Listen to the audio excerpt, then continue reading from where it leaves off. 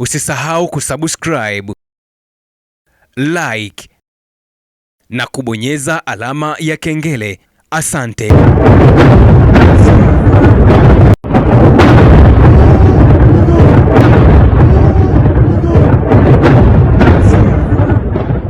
Bana, ni makombora makubwa sana ambayo yametua katika miji mikubwa ya Israeli, yani Tel Aviv na Haifa. Na haya makombora kwa mujibu wa Irani na jeshi la walinzi wa mapinduzi ya Kiislamu IRGC ni kwamba hayajawahi kuonekana tangu vita vianze mapema Februari 28 mwaka huu 2026. Na kusalimu mtazamaji na karibu kujipatia undani wa taarifa na taarifa kubwa sana ambazo zimeendelea kutokea huko Mashariki ya Kati. Vita Irani na Marekani kwa kushirikiana na mshirika wake wa karibu Israel. Sasa siku ya leo ripoti kubwa kabisa kutokea Mashariki ya Kati ni juu ya Irani kutangaza rasmi na kuanza rasmi kwa operesheni yake kubwa na mpya katika vita vya Irani na Marekani kwa kushirikiana na Israel tangu vimeanza mapema Februari 28 mwaka 2026, ambapo Irani imesema na tayari imetuma video ikionyesha kurusha makombora yake mapya ambayo haijawahi kushuhudiwa katika vita hivi tangu vimeanza. Sasa kwa mujibu wa taarifa iliyotolewa na jeshi la Irani kupitia taarifa kwa umma, na kile ambacho jeshi limesema ni taarifa ya dharura, jeshi la Irani la walinzi wa mapinduzi ya Kiislamu IRGC limesema kwamba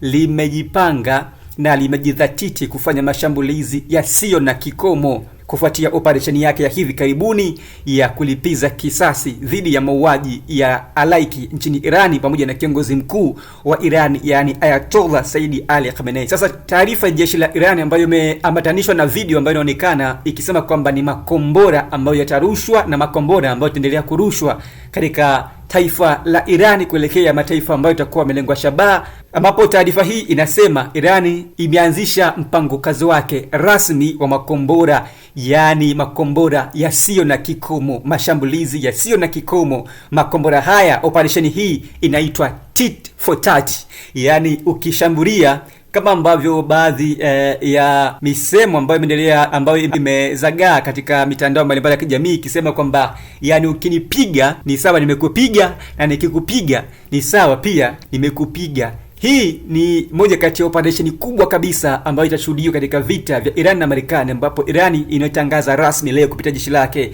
la walinzi wa mapinduzi ya Kiislamu, yani IRGC, ambapo mashambulizi haya ya Tit for Tat, kama ambavyo video inaonekana hapa, ni makombora ambayo yanaruka hewani yakijiachia na kujizalisha juu kwa juu, yani likitua huwa linazizalisha mara mbili au mara mbili zaidi. Kwa lugha nyepesi, lugha ya kisayansi ni atomic bombs, ambayo haya makombora kuwa yakirushwa moja kwa moja yanajiachia angani. Kwa hivyo yakitua yanakuwa ni mashambulizi yanasema Tit for Tat, yani mashambulizi yasiyo na kikomo. Na kwa mujibu wa taarifa iliyotolewa na jeshi, pia jeshi limesema makombora hayo na mashambulizi hayo makubwa zaidi kushuhudiwa tangu vita vya Iran na Marekani vianze yataendelea, na mashambulizi yatakuwa endelevu hadi pale ambapo amesema bei ya mafuta itakapofika takribani dola 200 za Marekani, na hadi muingiliano pia wa Marekani katika soko la kimataifa, yani utawala wa Marekani ambao unaongozwa na Rais Donald Trump utakapojengua au kupungua ama kutoonekana kabisa katika soko la kimataifa ulimwenguni, ndipo ambapo makombora haya ya kile ambacho kimeitwa mashambulizi ya Tit for Tat yatakapopunguza ama kupungua kiwango cha kushambulia katika uwanja wa vita, ambapo kama unafahamu kwamba miji na sehemu zile nyeti kabisa ambazo zimekuwa zikitegemewa na baadhi ya mataifa ambayo Marekani imekuwa akishirikiana nao katika masuala mbalimbali, hususan masuala ya kimaslahi, masuala ya kiuchumi, lakini pia na masuala ya kijeshi, ndipo ambapo Iran imekuwa ikishambulia na makombora mazito yamekuwa yakitua katika maeneo hayo makubwa. Hii inakuwa inaathiri moja kwa moja si tu mifumo ya nchi hizo, bali pia inaathiri hata maslahi yake Marekani, kwa sababu Marekani pia anapoteza rasilimali zake kupitia hizo sehemu. Kwa hivyo Iran yeye imesema itaendelea kushambulia na itaendeleza mashambulizi haya ya Tit for Tat hadi kieleweke, ambapo amesema hadi Marekani itapopunguza ushawishi wake, itapopunguza utawala wake katika biashara za kimataifa, lakini pia hasa amesema hadi pia bei ya mafuta ifikie dola 200 za Kimarekani. Vita bado ni tete sana Mashariki ya Kati. Vita bado ni kubwa sana huko Irani na washirika wake. Kumbuka kauli hii ya jeshi la Irani inakuja kufuatia kauli ya hivi mapema tu ya Marekani kuitishia Irani, ambapo Marekani alisema kwamba endapo Irani itaendeleza mashambulizi yake na ukaidi kwa kushambulia mataifa washirika wa Marekani, basi Marekani haitasita, japo ina mpango wa kusitisha vita hivi, lakini Marekani haitasita kuendeleza mashambulizi ya kuangamiza Irani na kuendeleza vita vikubwa ambavyo vije kushuhudiwa katika taifa la Irani, katika miji mikubwa ya Irani ambayo ina rasilimali nyeti ambazo zinategemewa na Irani kijeshi na kijamii. Na Marekani pia iliweka wazi kupitia rais wake Donald Trump akisema kwamba Marekani hana kabisa cha kupoteza Mashariki ya Kati katika vita ambavyo vinaendelea baina ya Irani na Israel, lakini pia kushirikiana moja kwa moja na Marekani. Sasa ukiangalia kwa namna moja ama nyingine ni kwamba Marekani cha kupoteza Mashariki ya Kati kama ambavyo wanasema hana, lakini kwa upande mwingine Marekani cha kupoteza anacho, kwa sababu kule anapeleka rasilimali zake, atapeleka fedha, anapeleka vifaa vya kijeshi, anapeleka pia wanajeshi wake, lakini pia anapeleka teknolojia mbalimbali za kijeshi ambazo zinatumika kule kwenda kuishambulia Iran. Hapa Marekani kwa jicho la tatu cha kupoteza anacho, lakini kwa namna moja ama nyingine cha kupoteza Marekani hana, katika minajili ya kwamba vita vinarindima baina ya wao kwa wao, yani vinapigana Mashariki ya Kati. Marekani yuko Amerika, umbali mrefu sana kutokea Mashariki ya Kati, ambapo hata Irani kama kuna mpango wa makombora makubwa labda niseme ya masafa marefu katika sayansi ya kivita ambayo inaweza kupita bara moja hadi bara nyingine, sidhani kama huo mpango unaweza kufanya kazi kwa miaka hii ya hivi karibuni. Lakini kwa hali ya kawaida Irani haiwezi moja kwa moja kuifikia Marekani, Amerika kuishambulia, na hivyo ndivyo ambavyo Marekani amekuwa akitegemea sana na akitamba na akivimba zaidi katika vita hivi ambavyo vinaendelea, kana kwamba yeye anaamini ya kwamba Irani hana military base huku upande wa Amerika, hana military base upande wa magharibi ambazo wanaweza kuzitumia kuishambulia Marekani moja kwa moja, wala hana washirika ambao wanawategemea wanaweza kumsaidia kupeleka pale kusimika vifaa vyake vya kijeshi, makombora yake ama silaha nzito kuweza kumshambulia nani? Marekani. Na hivi ndio jambo ambalo Marekani amekuwa akilivimbia, akiwa akitamba kwamba anaamini kabisa anapigana vita ambavyo nchi yake inabaki kwa salama. Kutokea Mashariki ya Kati wanapigana wao kwa wao, kama ni Israeli vita na Iran, lakini pia na mashariki mengine kule ambao wamekuwa akishirikiana nao, mfano kama hizo nchi za Kiarabu ambazo ni kama vile Bahrain, Kuwait, Qatar, Saudi Arabia, zote hizo ziko Mashariki ya Kati. Marekani yuko mbali zaidi. Kwa hivyo vita hivi kwa namna moja ama nyingine Marekani kweli hana cha kupoteza, na ni kweli Marekani yuko mbali zaidi na vita, na hivyo wanavyosema kwamba ana mpango wa kuendelea vita viendelee tu, kwake inakuwa na maslahi kiasi fulani. Kumbuka vita wakati vinaendelea, rasilimali mbalimbali zinaendelea kuharibika vikali na kuathirika. Rasilimali hizo Marekani anasema kwamba ataendelea kupiga mpaka kiasi kwamba ifikie hali ambayo Irani itashindwa kabisa kurejesha hali yake ya utulivu, hali ya kimaendeleo, yani kurejesha hali ya kimaendeleo katika miji mbalimbali na miji yake mikubwa ya Irani. Kwa hivyo Marekani anasema kwamba endapo Irani ataendeleza ukaidi na kuendeleza vita, basi atashambulia Irani mpaka ifikie kiwango kama kule Gaza City, kama kule Gaza na maeneo mengine ambayo Marekani amekuwa akishambulia na kushindwa kabisa kuretain katika hali yake ya kawaida ama kurejesha hali ya miundombinu sawia kama ilivyokuwa hapo awali.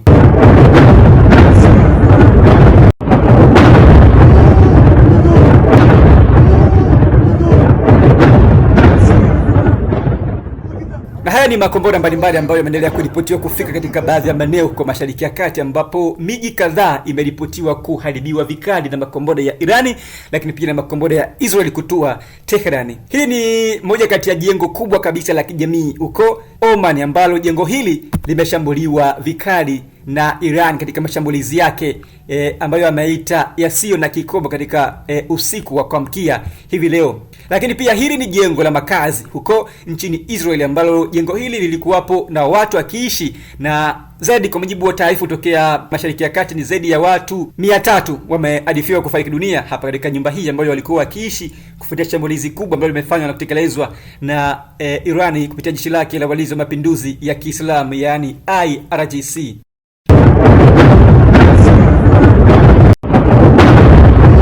Lakini pia kuna video ambayo inaonyesha namna ambavyo vuta ni kuvuta ilikuwa ikionekana katika anga la Mashariki ya Kati kufuatia makombora yalikuwa yakikinzana, yani kombora la Irani lakini pia na makombora ya kutokea Israeli na mshirika wa Marekani huko katika mmoja baadhi ya mji. Makombora hayo yalikuwa moja likiwa linatua na lingine likiwa linazuia, yani kana kwamba kuna ukinzani, na hii ni hali halisi ya vita ikiendelea Mashariki ya Kati. Vuta ni kuvute, patashika, purukushani inaendelea kuwa kubwa zaidi na kuripotiwa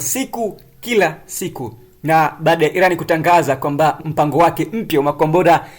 unashambulizi yasiyo na kikomo, je, vita hivi vinafikia wapi na vinakuja kuwa katika kiwango gani? Mimi naitwa Chifu mkuu wa Itifaki na hizi ni ripoti maalum kutokea huko Mashariki ya Kati, vita baina ya Irani, Marekani kwa kushirikiana na mshirika wake Israeli.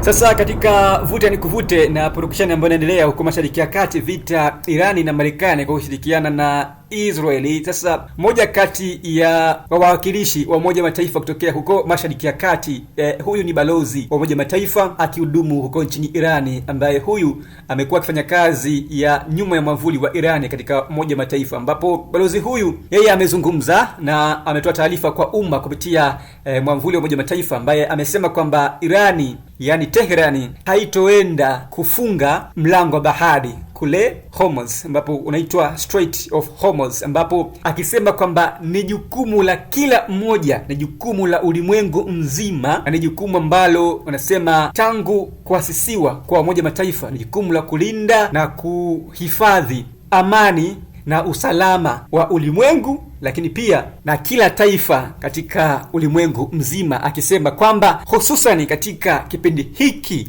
cha mkumbo wa maji, yani mkondo wa maji, kwamba maji yanafuata mkondo, na hivyo yeye ameita kwamba ni mkondo wa maji katika vita ambavyo vinaendelea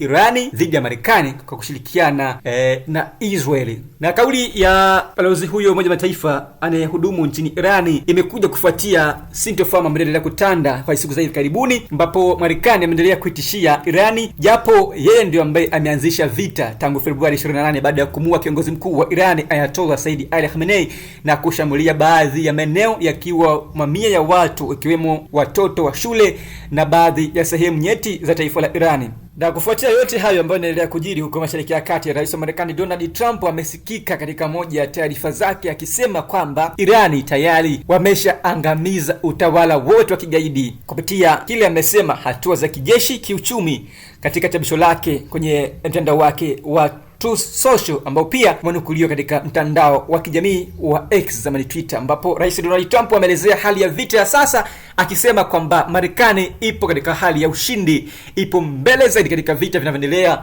dhidi ya Irani, akisema endapo Irani itaendelea kukaidi basi itapokea maangamizo zaidi katika ukanda huo wa Irani, japo Marekani anasema tayari amekwisha angamiza nusu ama robo ya ugaidi kule nchini Irani. Na habari kubwa sana mtazamaji kupitia Ihoma TV ambazo zimeendelea kujiri huko Mashariki ya Kati ni baada ya muda mrefu, baada ya vita kuhama kutokea ukanda wa Gaza na kuhamia Iran. Sasa uko ukanda wa Gaza baada ya ukimya wa muda mrefu na upotevu wa kusikika kwa makombora na mirindimo mikubwa ya makombora huko Gaza. Sasa makundi yale ya wapiganaji kule Gaza, ambapo kundi la Hamas pamoja na kundi la Hezbollah yameibuka ghafla tu kule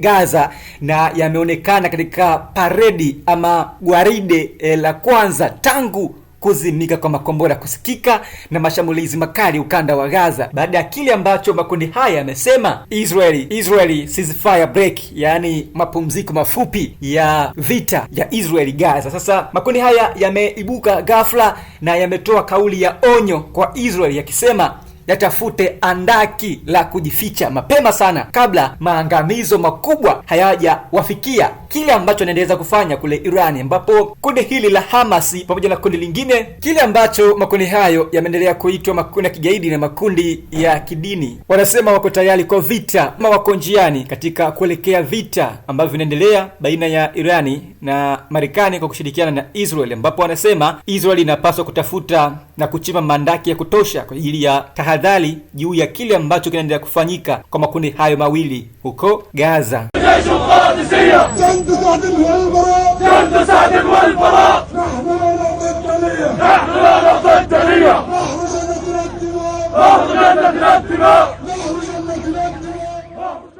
Je, baada ya mwingiliano mkubwa wa makundi haya katika vita hivi, tutegemee nini zaidi endapo makundi haya yataungana pamoja na kuingia katika vita vya Irani na Marekani? Je, nini tutegemee baada ya makundi haya kuingia katika vita hivi? Je, vita vitageuka upande wa pili kutokea Iran na kugeukia kurejea tena Gaza, ama vita vitazidi kupamba moto taifa la Irani, Teherani? Tuandikie maoni yako kupitia taarifa hii na uendelee kutufuatilia zaidi kwa habari moto moto kutokea Mashariki ya Kati, vita vya Irani na Marekani pamoja na Israeli.